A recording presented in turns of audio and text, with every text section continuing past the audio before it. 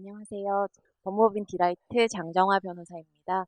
지금까지 정기주주총회 개최 절차나 진행 방법이나 준수하셔야 되는 실질적인 내용에 대해서 강의를 들으셨고요. 지금부터는 정기주주총회 의사록 작성하실 때 실질적으로 어떻게 작성하셔야 될지에 대해서 말씀드리도록 하겠습니다. 처음에 이제 안희철 변호사님께서 마지막에 QR로 의사록이나 일부 서류들을 제공해 드릴 거라고 말씀을 드렸는데요. 제공해 드릴 서류들을 기반으로 해서 어떻게 작성하셔야 되는지에 대해서 좀 더 자세하게 설명을 드리도록 하겠습니다. 일단 들어보시고 자료들 보시면서 어떻게 하실지 생각하시다가 궁금한 점 있으시면 이따 Q&A 시간 활용하시면 좋을 것 같습니다. 먼저 이제 주주총회 소집 통지를 하시게 될 텐데, 아무래도 기간상 소집 통지서는 이미 발송하신 곳들이 많으실 것 같고요. 해당 주주총회 소집 통지서에는 회의의 목적 사항을 꼭 기재하셔야 됩니다. 이게 이제 샘플인데요. 보통 회사명을 제일 상단에 기재하시고, 이 총회가 어떤 총회인지, 정기주주총회인지, 임시주주총회인지, 그렇게 이제 정기주주총회 소집통지서, 이렇게 서류의 이름을 먼저 쓰시고요. 주식회사 땡땡땡이 정기주주총회를 아래와 같이 개최하오니 부디 참석하여 주시기 바랍니다. 라는 내용으로 회의를 열 일시와 장소, 그리고 방금 말씀드린 것처럼 의안의 내용을 보고해 드려야 되기 때문에 보고할 사항이 있으시거나 의사를 나눌 안건이 있으시면 그 해당 내용들은 소집통지서에 기재를 해서 보내드리게 됩니다. 간단히 살펴보면 정기주주총회이기 때문에 일단 회계연도 영업보고의 건에 대한 보고가 있을 거고요.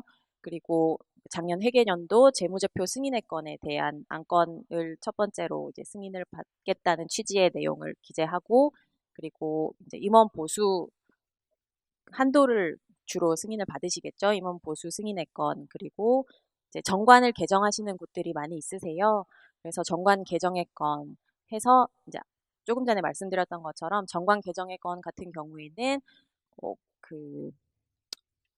의안의 요령을 기재해서 소집통지서에 함께 첨부해서 보내드려야 되기 때문에 통상은 이제 별첨 자료로 해가지고 신구조문 대비표 조금 전에 보여드린 것처럼 그런 형식으로 작성을 해서 이런 내용을 개정할 것이다라는 내용을 주주분들이 미리 아실 수 있게 통지서에 함께 첨부해서 보내드리게 됩니다. 이 부분은 상법에서 정하고 있는 내용이기 때문에 정관 개정하실 때는 반드시 통지서에 함께 첨부해서 보내주셔야 되는 내용이고요. 임의로 이걸 누락하시면 소집 통지 자체에 하자가 발생하게 되는 거라고 생각해 주셔야 될 것 같습니다. 그리고 이제 소집 통지 일자도 중요한데요. 법령과 정관에서 정기주주총회든 임시주주총회든 주주총회 소집 통지는 언제까지 최소한 하도록 정하고 있기 때문에 통지 일자도 기재를 하고, 그리고 우리 회사가 발송을 한다는 취지이므로 우리 회사 이름과 대표이사님 명, 그리고 이제 법인인감이든 그런 이렇게 날인을 해서 보내드리는 경우가 많다고 생각해 주시면 될 것 같아요. 그리고 다음으로 넘어가기 전에 한 가지 더 말씀드리면, 지금은 비상장 회사 기준으로 말씀을 드리고 있고요. 상장 회사의 경우에는 또 상장회자 특례가 적용되는 부분들이 있기 때문에 좀 다르다는 점은 알고 계셨으면 좋겠고, 그리고 이제 일부 이제 좀 문의하시는 경우 중에 인터넷 검색을 하면 소집 통지 공고문 같은 게 올라와 있잖아요. 그런 식으로 이제 공고를 하면 되는 거 아니냐, 통지를 꼭 해야 하냐라고 물어보시는 경우들도 가끔 있는데요. 그건 이제 상장회사의 경우에 소수주주들에게 일정한 절차를 통해서 이제 공고를 하시면 통지에 가름하도록 하는 절차가 있기 때문에 허용되는 것이고, 비상장 회사는 적용되지 않으신다고 생각해 주시면 될 것 같아요. 그런데 다만 이제 그런 공고문들을 참고하시면 소집 통지서는 이렇게 작성하면 되겠구나, 혹은 주주분들에게 통지서를 보낼 때 이런 서류들을 함께 보내면 좋겠구나 라는 내용들을 알 수 있으실 것 같습니다. 네. 그러면 이제 소집 통지서는 넘어가서 다음에 이제 주주총회 소집기간 단축동서를 어떻게 작성하실지에 대해서 살펴보도록 하겠습니다. 소집기간 단축 동의도 조금 전에 말씀드린 것처럼 자본금 총액이 10억 원 미만인 회사에서 주주 전원의 동의가 있을 때에만 할 수 있는 절차이니까요. 그 부분 참고해 주시고요. 정기주주총회 소집기간 단축 동의서라고 해서 이제 그 서면을 작성하고 아래 서명한 본인들은 주식회사 땡땡땡의 주주들로서 정관 규정에 따라 요구되는 소집기간을 단축하여 정기주주총회를 아래와 같이 개최하는 데 동의하며 동회의에서는 통지가 적법하게 행하여진 회의와 마찬가지로 안건을 처리할 수 있음에 동의합니다. 라는 형식의 서면을 보내서 동의를 받게 됩니다. 여기에도 회의의 일시, 그리고 장소, 그리고 보고할 사항, 그리고 안건에 대해서는 기재를 해주시고요. 그 아래 이제 동의서 주시는 일자 기재해 주시게 하고 보내주시는 그 주주님이 특정되셔야 되니까 주주님 이름을 성함이든 아니면 뭐 법인 이름이든 기재해서 날인 받도록 진행해 주시면 될 것 같습니다. 그리고 이제 함께 보내드리는 서류 중에 주주총회 참석장이나 위임장이 있는데요. 이제 참석장은 참석하실 주주분들이 같이 이제 동봉해서 가지고 오셔서 이렇게 참석한다라고 보여주시는 서류이고, 위임장 같은 경우는 의결권을 대리 행사하시는 경우에 위임장이 있으셔야 되니까요. 그런데 이제 임의로 위임장을 작성하실 경우에는 이게 유효한 위임장인지 여부가 문제되실 수도 있고, 이제 들어가셔야 되는 내용들이 빠져 있으실 수도 있잖아요. 그래서 위임장을 미리 작성해서 보내주시면 주주분들이 편하게 작성해서 활용하실 수 있으니까 위임장을 함께 소집통지서와 같이 보내드리면 좋을 것 같습니다. 참석장 예시는 이렇게 되고요. 일단 이제 본인은 주주이신 거고, 그 해당 주주 성함, 주소, 그리고 이제 특정하셔야 되니까 주민번호랄지 아니면 사업자 등록번호랄지 이런 부분들을 기재해 달라고 해주시고, 그리고 보유하고 계신 주식수, 의결권이 있는 주식수를 표시해서 추후에 이제 의사록 작성하실 때 참고하시면 좋을 것 같습니다. 그리고 정기주총 내용도 기재해서 보내드리는 형식으로 저희는 샘플을 제공해 드리고 있고요. 주주총회 참석할 때 해당 본인은 그 신분증을 가지고 오셔서 본인임을 확인하시고 주총장에 들어가시도록 진행을 하고 있다고 생각하시면 될 것 같습니다. 그리고 위임장도 참석장과 크게 다르지는 않은데요. 이제 어떤 내용들이 기재가 되는지 살펴보시면 이제 누구를 대리인으로 하는지, 그리고 위임을 누가 했는지, 요게 이제 기본적인 내용이 될 테고, 그러면 이제 위임하신 분이 보유하고 계신 주식의 수, 의결권 있는 주식의 수, 그리고 의결이 위임된 주식의 수를 기재해 주시고요. 그리고 이번 이제 주총에 진행될 안건들을 이제 특정하고 나서 이제 위임할 권한이 어디까지 위임이 되어 있는지에 대해서 기재를 해 두었습니다. 일단 저희가 작성해 드리는 샘플에서는 주주총회에 참석할 권리, 그리고 주주총회에 참석하여 주주로서 법률 또는 정관에 의해 인정된 회의 발언을 하거나 투표에 참여해서 의결권을 행사하는 그런 재반의 권리를 다 부여한 것을 내용으로 하고 있고요. 의안을 특정해서 그 대리권을 행사하도록 하는 경우도 있습니다. 네, 요건 예시적으로 참고해 주시면 될 것 같고요. 그리고 이제 회사 정관에서 서면 의결이 가능한 곳이라면 이제 주주총회 소집 통지서를 발송하실 때 이제 서면 의결서도 함께 보내드리면 될 것 같아요. 네, 이때는 이제 주주는 정관이 정하는 바에 따라서 총회에 출석하지 않고 서면에 의해서 의결권을 행사하실 수 있고, 회사는 총회 소집 통지서에 주주가 1항의 규정에 의한 의결권을 행사하는 데 필요한 서면과 참고 자료를 첨부하여야 한다라고 법령에서는 정하고 있고, 요 내용이 이제 정관에 반영이 되어 있으시면 요 서면도 활용하실 수 있을 것 같습니다. 정기 주주총회 서면 의결서는 통상 이렇게 작성이 되고요.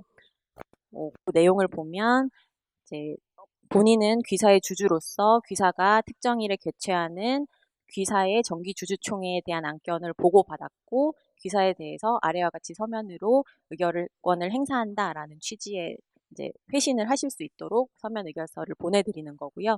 여기 이제 주주분들이 찬성 혹은 반대 의사를 표현해서 보내주시면 되는 것이고, 이렇게 의결을 하시는데 필요한 참고사항들을 이제 미리 알고 계셔야 되니까 참고 자료까지 동봉해서 보내드려야 된다고 알고 계시면 될 것 같습니다. 이제 마지막으로 이제 제일 중요한 의사록인데요. 정기주주총회를 진행하신 다음에 이제 의사록을 작성하시게 될 거예요. 그러면 의사록에는 의사의 경과 요령과 그 결과를 기재하고 의장과 출석한 이사가 기명 날인 또는 서명하도록 하고 있습니다. 주주분들이 서명하시거나 날인하시는 건 아니고요. 네, 이렇게 되어 있고 이따 이제 의사록 예시를 보시면 이해가 되실 것 같아요. 그런데 이제 요걸 너무 부실하게 작성하거나 기재해야 되는 내용을 기재하지 않으신다거나 그럴 때는 과태료가 부과될 수도 있습니다. 네, 이제 의사록을 살펴보면 일단 이제 어떤 총회를 한 것인지 이번에는 정기주주총회니까요. 정기주주총회 의사록이라고 기재를 해주시고 주식회사 땡땡땡의 정기주주총회가 다음과 같이 개최되었다라는 내용을 기재해 주시면 될 것 같아요.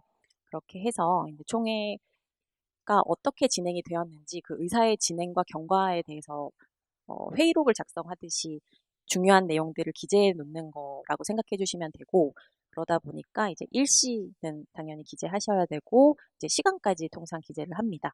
그리고 장소는 어디다라고 해주시는데 보통은 이제 회사 본점 사무실이라고 기재를 많이 하실 것 같아요. 또 주주총회를 여는 장소도 법령과 정관에서 정하고 있으니까요. 그런 부분도 참고해 주시고 아무 때서나 열어도 된다고 생각하시면 안 될 것 같고요. 그리고 회사가 발행한 주식의 총수, 그리고 주주의 총수, 출석 주주의 수, 그러면 출석한 주주가 보유하고 있는 주식 수, 이 모든 것들을 알아야 이제 뭐 투표를 하셨을 때 이게 정족수에 미달했는지 아니면 다 통과해서 가결이 된 것인지 판단하실 수 있을 테니까요. 그런 부분들을 기재해 주시고 이제 여기 의사록에 기재된 내용대로 사실상 회의가 진행된다고 생각해 주시면 될 것 같아요. 이제 의장이 나오셔서 이제 본회의의 개최가 성립되었음을 이제 선언하시고 이제 이 의사록에서는 이제 감사의 진술이 들어가 있는데요. 감사의 진술이 뭐 반드시 포함되어야 되는 건 아닌데 저희가 보내드리는 샘플에는 감사의 진술이 이제 서면으로 진행됐다는 내용이 기재되어 있습니다. 그래서 해당 진술이 서면으로 진행되다 보니까 감사님의 서명 날인이 들어가 있지는 않아요. 네, 그렇게 해서 이제 회의를 개최하시고 보고 안건이 있어서 이에 대해서 보고를 한다라는 내용이 기재가 되어 있고요. 그리고 1번 의안은 회계연도 재무제표 승인의 건으로 해서 내용을 한번 살펴보면 의장이 이사회에서 승인받은 언제부터 언제까지의 네, 이제 이 작년 회계연도에 대한 재무제표를 승인하시게 될 테니까 그렇게 된다면 2022년 1월 1일부터 2022년 12월 31일까지가 되겠죠. 그래서 2022년 회계연도에 대한 재무제표를 주주들에게 제출하자. 출석 주주들은 대차제제표, 손익계산서, 자본 변동표, 이익잉여금 처분 계산서 및 그 부속 서류 등의 서류와 이에 대한 감사 보고서 등을 검토하고 이어 의장이 동재무제표를 승인해 줄 것을 요청하면 이제 출석한 주주분들이 만장일치 찬성으로 다음과 같이 결의했다라는 내용으로 해서 결의사항은 2022년 회계연도의 재무제표를 원안대로 승인한다. 이런 내용으로 기재를 해주시면 이 의안에 대해서 어떻게 회의가 진행되었고 주주분들이 어떤 서류를 살펴보았고 그 결과 어떠한 의사를 표시해서 이렇게 가결이 되었구나라는 내용을 알 수 있잖아요. 그런 내용들을 확인하실 수 있게 의사록을 작성해 주시면 됩니다. 그리고 이제 이하는 임원 보수 승인의 건인데요. 아까 강성욱 변호사님께서도 말씀해 주신 것처럼 많은 회사들이 정기주주총회에서 임원 보수 한도를 승인하고 계세요. 그러면 이제 구체적인 지급에 대해서는 이사회 승인으로 진행된다는 식으로 이제 진행을 하시는 경우가 일반적이다 보니까 정기주총에서는 보수 한도를 승인하시는 경우가 일반적입니다. 이 내용도 이제 기재해 드린 것처럼 사용하시면 되고요. 그리고 이제 정관 개정의 건도 통지서에 보내드렸던 것처럼 이제 동일한 내용을 심의해서 주주분들이 심사숙고해서 만장일치로 찬성에 의해서 아래와 같이 결의했다. 라고 하고 그 내용을 기재해 주시면 됩니다.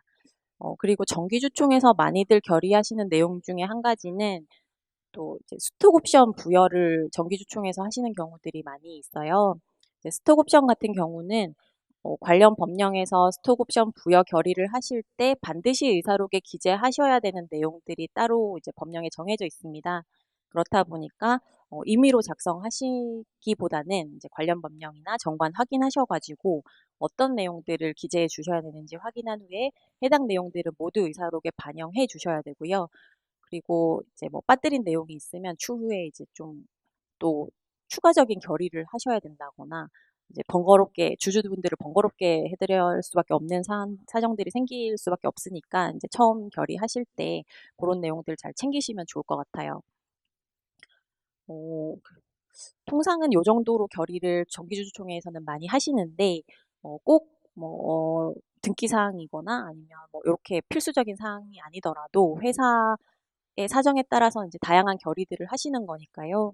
어떤 결의를 하시는지 그 제목을 잘 잡으셔서 어떤 뭐 안건을 이제 주주분들한테 제안해 드리고 이제 주주분들한테 관련한 내용을 설명해 드리고 혹은 참고하실 자료를 제공해 드리고 주주분들이 이에 대해서 토론하시든 뭐 살펴보시든 뭔가 의견을 표명하시든 하는 절차를 거쳐서 의결을 했더니 이게 뭐 예를 들어서 보통 결의 사항이다라고 하면 출석 주주 과반수 그리고 총 발행 주식 총수의 4분의 1 이상의 찬성으로 본 안건은 가결됐다라는 내용이 기재가 되면 뭐 크게 무리는 없을 것 같습니다.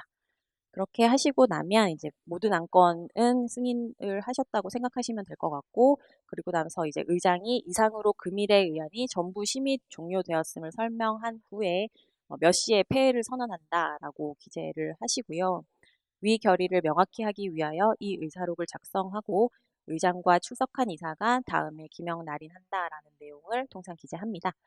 그래서 의사록이 작성된 일자를 기재해 주시고요.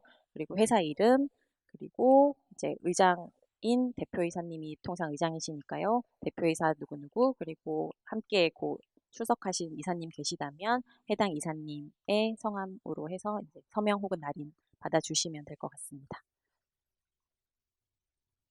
네. 그리고 이제 어, 이렇게 주총 의사록을 작성하시다 보면 이게 등기사항인 경우가 있고 등기사항이 아닌 경우로만 구성되는 경우가 있어요. 등기사항이 들어가 있으실 경우에는 이제 등기 진행해 주실 분이랑 미리 상의를 하셔가지고 그 등기 진행에 필요한 서류들을 미리 챙겨 두셔야 그 주주분들한테 사전에 필요한 더 필요한 서류가 있으면 이제 함께 가지고 주총장에 나와달라고 하시거나 아니면 따로 보내달라고 해주실 수 있을 것 같고요. 이제 주총 이후에 등기를 진행해 주시는데 보다 더 도움이 될 것 같습니다. 그렇지 않으실 경우에는 이제 뭐 따로 뭔가 공증이나 그런 걸 받아두시지 않기도 하는데요. 이제 아까 조금 전에 말씀드린 뭐 스톡 옵션 부여의 건을 만약에 결의하셨다 그럴 경우에는 스톡 옵션을 부여하시는 건 등기사항은 아니시거든요. 근데 나중에 이제 부여 받으신 분이 해당 스톡 옵션을 행사해서 신주를 발행하시게 되면 그때는 이제 등기를 하셔야 되는 거고 그때 이제 기존 최초에 부여된 의사록이 필요하시니까 그리고 이거에 대한 이제 논란이 더 이상 있기를 원하시지 않으시는 경우들이 많으니까 그 해당 의사록은 공증을 받아주시는 경우들도 많이 있는 것 같습니다. 네, 지금까지 이제 의사록 작성 실무에 대해서 말씀드렸고요. 네, 장정화 변호사였습니다. 감사합니다.